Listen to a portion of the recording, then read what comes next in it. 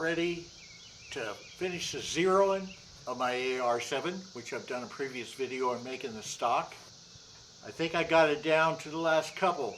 I've already done the speed test. Here is the results. I used 3 types of rounds. I used the CCI standard velocity, which had a average speed of 1089 feet per second with 96 foot-pounds.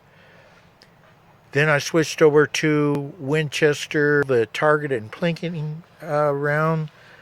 All these rounds are 40 grains. It had an average speed of 1192 feet per second and 126 foot-pounds. Then we had the Winchester Super Speed Round Nose Copperplate, which is depicted here.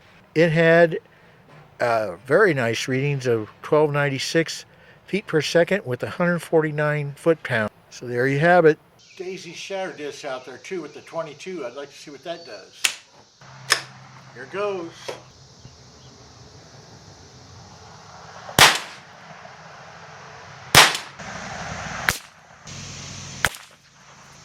Well, I'm back home and the AR7 is still in the same condition of what. Regardless, I'm not going to use the scope on this rifle. I'm going to change over that, and that's what I plan to use. So I'm going to use my brand new cradle that I bought. I'm going to work on lining up the laser red dot with the bore red dot, and then we'll try a couple inside shots using the cradle to make sure it works. I'm starting to get my boring laser sight in here. You can see the dot there. Before I do the bore sight, I'm going to fire 3 rounds at the little spot. I'm going to do a demonstration. I'm going to put the crosshairs of the scope on the middle of the target.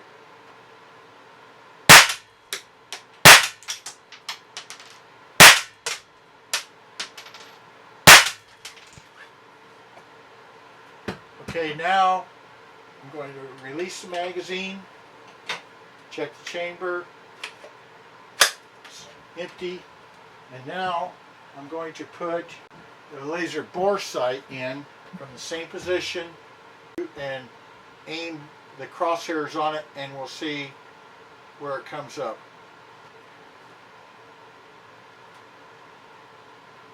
And there you have it.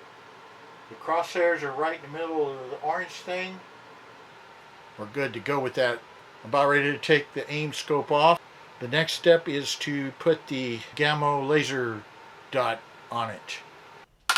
I have installed the Gamo Laser Sight on. And we also have the bore sight on. So let's take a look how it initially lined up. Okay, you should be able to see the top one is the bore sight. The bottom one is the Gamo Laser Sight. And the top one lines up with the, when I look through the peephole sight of the iron sight. So I'm pretty sure that that is going to be correct. So what I need to do, adjust for the vast majority of my viewers here on YouTube. If you want to see particulars on how I made these adjustments, you'll have to go to Rumble. It's the same name, Brian Wilkie, with just an E. I have a larger video. It'll be parts 1 and part 2. So let's continue here on YouTube. I'm going to go ahead and put this on the dot on the center. See if we got it right.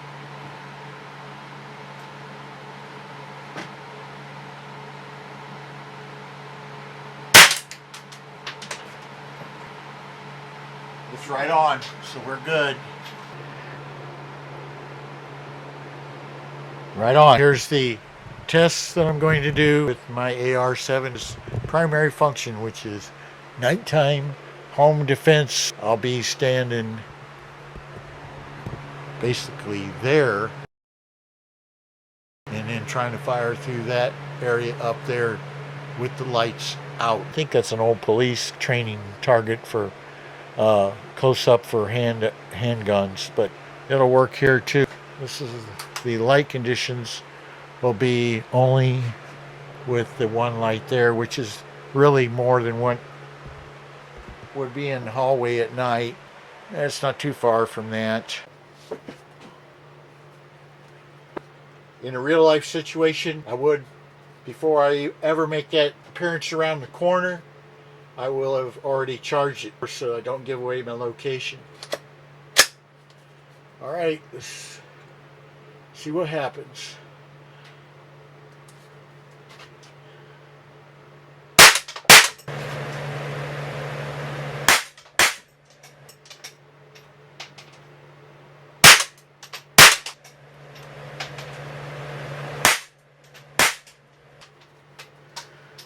Pretty short.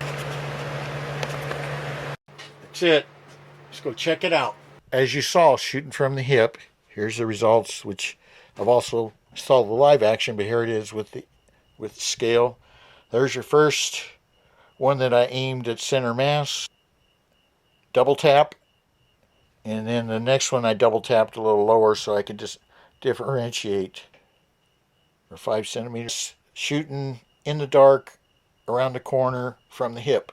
That little gun will work great for that. I will be putting a little heavier ammo in. I'll be putting in that Winchester. I think I found my close-in nighttime break-in security.